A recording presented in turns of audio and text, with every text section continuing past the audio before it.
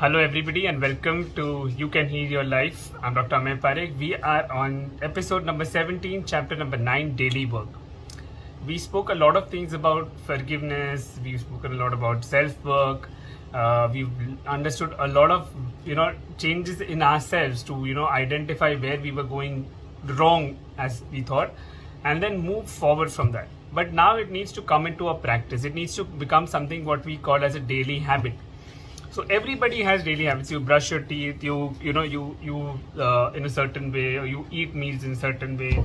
You tend to make calls with maybe some people regularly. Now the thing is, when you want to put up healing work into your practice, you also need to follow certain protocols.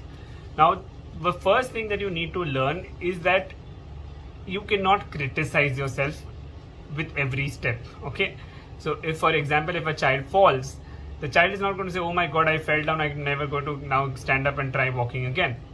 The same way, even in your journey, in your spiritual journey, in your healing journey, you're going to have obstacles, and you have to step up, you have to get up, and instead of berating yourself or criticizing yourself in some way, you need to tell yourself you did the best that you could at that stage of time. And the more you practice, the more you keep doing it, you're only going to improve from there.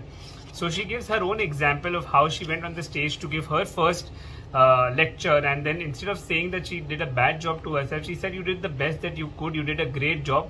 And then after some time she reviewed, okay, you know what, we could make some changes in order to improve. So that's exactly the way it is. You have to look at yourself in a way that there is potential to grow, there is potential to improve, rather than looking at yourself as a failure or you just couldn't do enough. Same thing is when we are talking about the law of attraction, we're talking about the universal laws.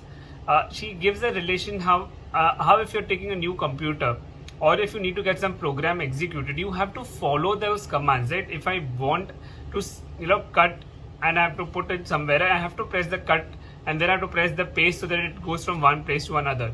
If I press copy, I'm going to get 2 copies. So the thing is, if you don't use the right command, you don't follow the right language, you don't follow the right principles, your things are not going to work out for you. And this is applicable even for the universal principles. So she talks about the spiritual laws, and she says that when you start learning and applying the spiritual laws, it has to go in the way that it is pre-decided. So you are going to manifest what you think about, what you are going to attract what you think about, what you are as a person, even if you keep saying no to it. So in order to reinforce your learning, she gives some tips, which is like you can start by expressing gratitude, you can do affirmations, you can sing the affirmations also, you can start taking more care of your body through exercise, through doing good nutrition. Visualization and mental imagery is very, very necessary in order to make our body and our mind understand that this is what we desire, this is what we need to go forward to. When her daily routine includes that she wakes up in the morning, she starts with with gratitude. Before she's even woken up of the bed, she's first 10 minutes thanking whatever she has, and she's reprogramming her mind for the entire day. So this is a common strategy used by most of the successful people, is that when you wake up, instead of taking your phone, the first thing you do is while your eyes are maybe still closed or you're still in that alpha state, you express gratitude for everything that you have, and you actually mentally run through the entire day. You program the entire day of how you want it to go about, and then you start your day. By doing this, you are actually telling your mind that this is you're telling your subconscious mind, this is how I want my day to be. You start your day with meditation, you start your day with affirmations. Maybe after you have a power hour. People have a power hour. It's not part of this program, but how I follow is a power. So you have maybe 20 minutes exercise, 20 minutes meditation, 20 minutes of getting ready, and then you can do morning affirmations by maybe looking into the mirror. So you tell yourself that I'm ready for the day, I'm excited for the day, I'm confident for the day, I feel good about myself, I love myself. So doing those affirmations while you are in that zone, while you're looking at yourself in the mirror and reassuring yourself, has to become a part of your daily routine rather than it becoming a one-time event. You can also write down the affirmations 10 to 20 times in a day, so that it's constantly going into your subconscious mind.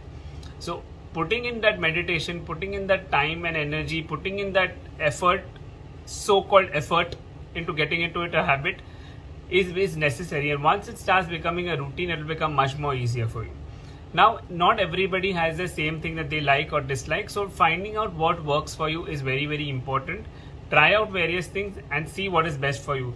Some people meditate by taking deep, concentrating on their breathing. Some people like guided meditation, so you can listen to audios while you're meditating. Some people like I do a lot of art meditation, so I kind of create art to meditate. So finding out what helps you slow down, be in a much more calmer state, be in that alpha state, so that you can actually be much more receptive and much more accepting is very, very essential. So with that, the exercises that she starts with is the daily affirmations, where you take 1 or 2 affirmations and write them 10 to 20 times a day. You read them loud or you make a song out of it, and you keep playing those affirmations again and again in your mind till the time it is ingrained in your subconscious mind. So with that, we'll conclude episode 17. I will see you next time again. Bye bye.